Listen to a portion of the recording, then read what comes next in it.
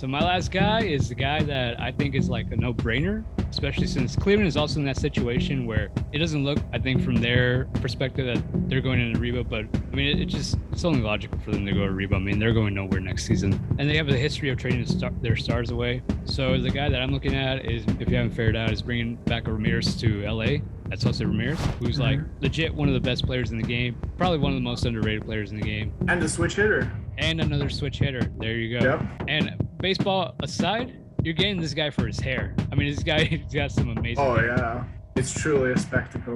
So yeah, José Ramírez is one of those guys that you don't think is a star, but he's a legit top 10 players in the game. Oh, he is, yeah. I mean, he just does everything right. He's a really great fielder at third base. He can also like move around in the infield and I think play a little left too. He hits the ball really hard. He doesn't strike out a lot. He walks a ton. He's got pretty above average speed too. Last season, he hit 266, a kind of low batting average, but he made up for that and more with a 355 on base and 538 slugging. 36 home runs. He drove in 103. So all in all, solid stats, I would say.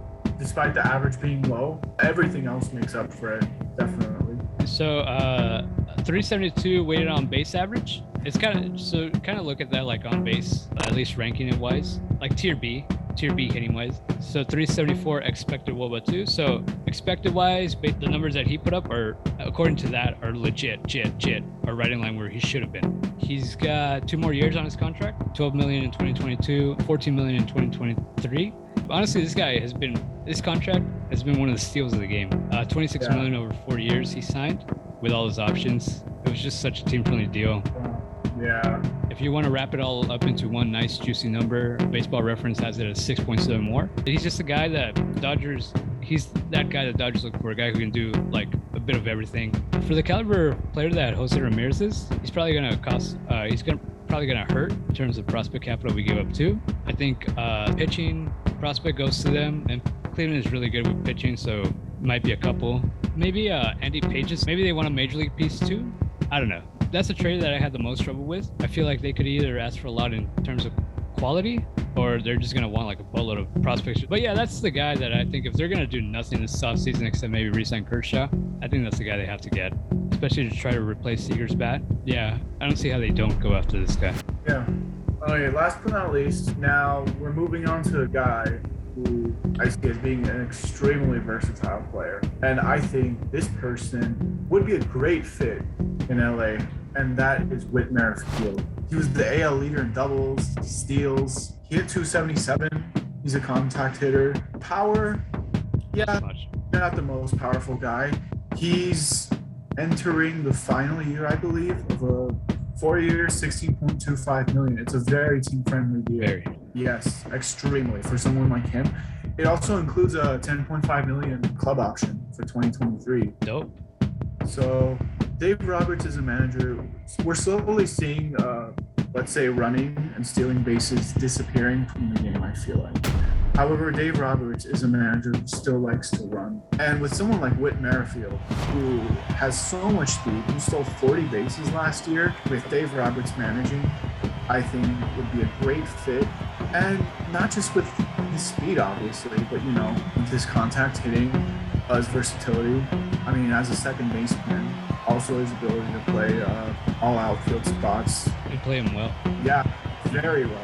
Yeah, and Whit Merrifield's one of those guys who he's been mentioned in trade rumors for the last 5 years, it seems.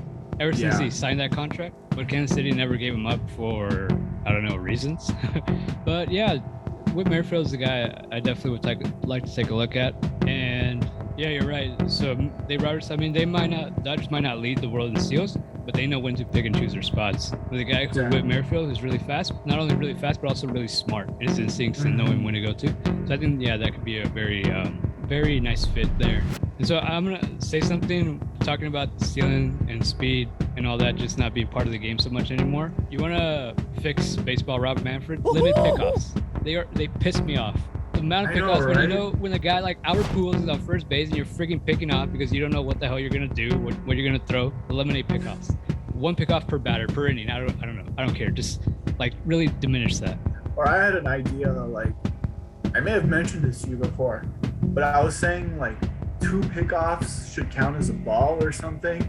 Oh. That's interesting too. Out there, kind of crazy out there idea, but I wouldn't mind seeing that be implemented, to be honest. Implemented and enforced. I think apparently I was reading, I think a while ago they were doing the whole batter's box. So when batters, like, they're constantly stepping out of the box too and like playing with their bats and like their necklaces and all that, adjusting their gloves. Yeah, just doing like random bullshit that takes away from the game. And so they made a rule, like they said you have to stay in the box, and if you don't, then a strike is going to be called on you or whatever, or something like that, if it's after like a certain period. And I think they did it for a couple weeks, and then they didn't do it. They just stopped like enforcing that. So yeah, I mean, it's just little things that, I mean, baseball is always going to be a slow paced game. I think it's not going to be like basketball where it's going to be like back and forth, just like always. It's like super fast paced.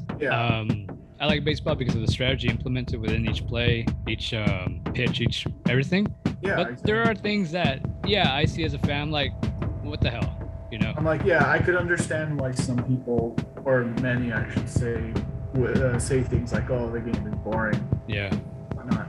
Just seeing it, like, it's not the slow pace that bothers me, but just all the unnecessary things that contribute to that slow pace, which shouldn't happen. Yeah, it's like a player doing his batting gloves and then redoing it. Like, why? It's just empty action. Yeah.